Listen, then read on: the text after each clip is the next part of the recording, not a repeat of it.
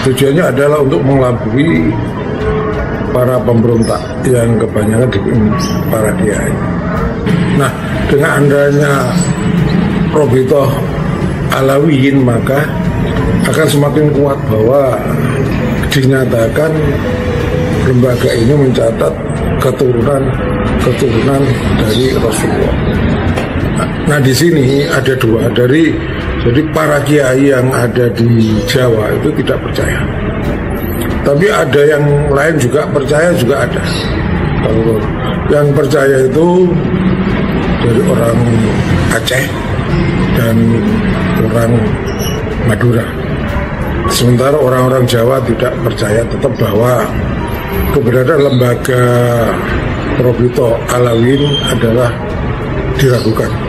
Kalau Aceh percaya, akhirnya apa? Hampir ya terkalahkan karena ada pengkhianat di sana, namanya Habib Abdurrahman itu menjadi pemimpin pasukannya Aceh, tapi sebenarnya dia orang Belanda, dia panglima Aceh tapi pro Belanda. Pada saat perang memang anak buahnya diarahkan untuk ditembaki oleh Belanda. Begitu anak buahnya kalah, maka dia lari ke Belanda untuk mendapat perlindungan. Memang tugasnya dia seperti oleh orang Aceh dianggap sebagai pengkhianat. Hal itu karena akibat dari sebagai orang Aceh percaya kalau Habib Abdurrahman keturunan Gus, padahal kan bukan, karena mereka kan dibawa oleh Belanda di pasar perdagangan manusia. What? Indonesia sejak dulu kala tetap dipuja-puja bangsa. Kalau keturunan Rasulullah ya nggak akan mungkin, nggak akan ikut, karena levelnya adalah bangsawan, masih kaya-kaya ya. Robiatul Adawiyah ini mencatat duriannya sendiri, keturunan sendiri dengan mengambil handle yaitu Ubaidillah, yang saat sekarang ini dipertanyakan dalam tesisnya Kiai Imad adalah tidak ada kaitannya, terputus. Robitoh Alawiyin ini dianggap tidak sah. Bahkan dalam perkembangan sekarang ini kan diragukan bahwa ada isu yang terbaru dari ini untuk menjadi kan sebagai Habib harus bayar 200 juta. Nah, sebenarnya bukan sekarang aja keraguan terhadap Robitoh Alawiyin ya.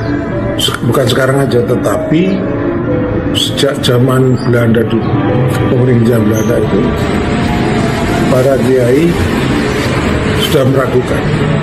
Hanya sekarang aja ada ini Kiai Imad itu yang mempublikasikan dari tesisnya. Kalau itu benar, setelah nanti para Habib yang sekarang seperti Habib Bahar, Habib Taufik, Habib Rizik itu tes DNA. Sejarah terbentuknya Robitoh Alawi sampai Mukti, Batavia, Habib Utsman dan sampai ke terikatnya dengan Rizik Syihab. Ternyata masih ada hubungan darah dan bukti-bukti di seluruh daerah yang ada di Indonesia mayoritas ternyata. Kalau itu tidak ada hubungan maka ya berarti memang kebenaran nyata bahwa mereka bukan keturunan Rasul. Nah, kalau kita lihat dari tes DNA-nya Najwa Shihab, presenter dari TV itu, bahwa Najwa Shihab bahwa garis Shihab itu kan tidak ada kaitannya dengan Arab, berapa persen, kecil sekali. Yang ada kaitannya berasal dari India. Jadi marga Shihab itu dalam tes DNA Najwa Shihab dari India.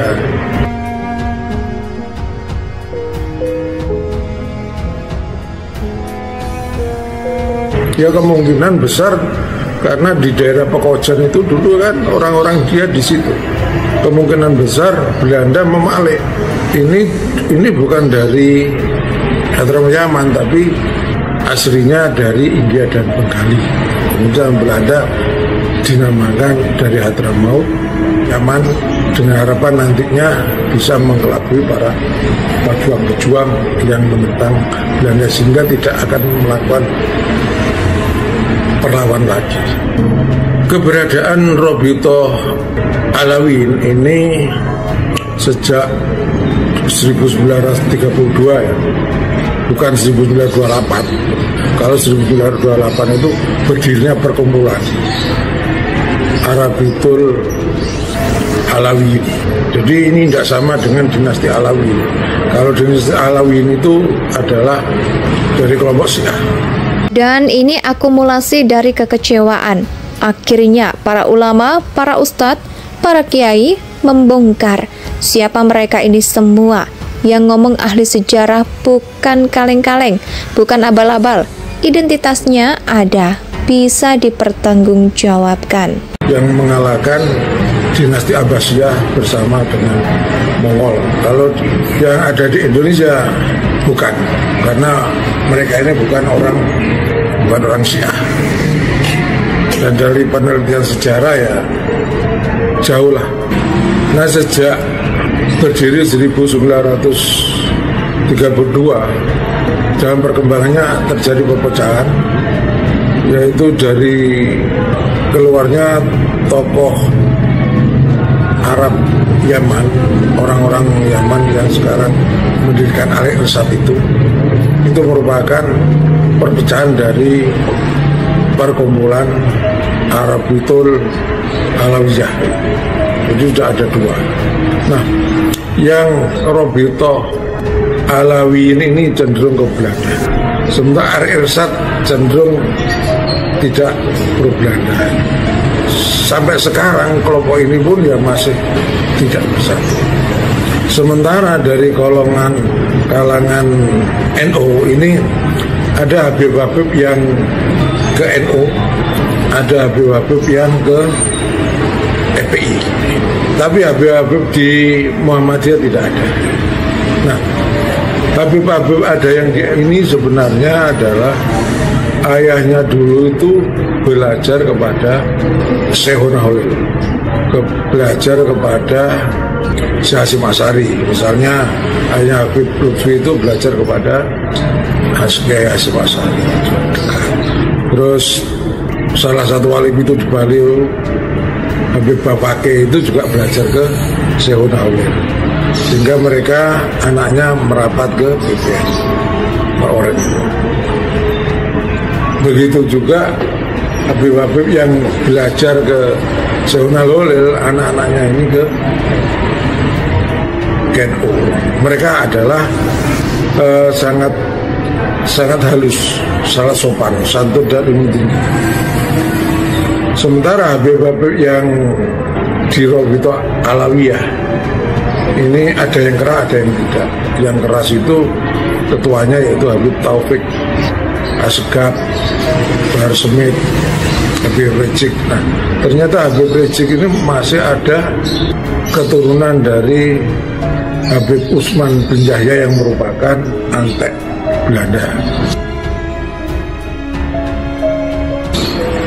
Oleh karena itu Habib Rizik selaku keturunan cucu ya dari Habib Usman bin Yahya membela mati-matian bahwa kalau Habib Usman bin Yahya bukan antek, tapi fakta sejarah mengatakan Habib Usman bin Yahya adalah antek. Dia dapat medali, dia mengarang kitab, banyak kitabnya memang, tetapi kitabnya lah kitab-kitab yang menghantam kegiatan para kiai. Misalnya mengharamkan berjuang melawan Belanda, mendoakan Ratu Helmina, kemudian membela-belakan kalau para kiai berjuang bawa keris, kemudian memfatwakan bahwa kelompok tarekat itu sesat, padahal kelompok tarekat itu yang melawan. Pemirsa itu yang saya hormati, dalam perjalanan sekarang ini masih juga terus berkecamuk yang akhir-akhir ini. Seandainya tidak ada Bahar Smith dan Segap tidak berkomentar sinis, kemungkinan ya perlawan-perlawan dari para gus-gus Kiai NU dan tidak akan membuka aib Robito Alawiyah dan para Habib, karena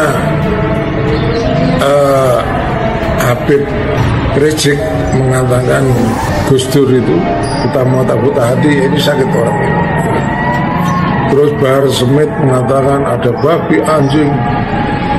Terus Habib Asad bilang Kiai palsu, curu-curu.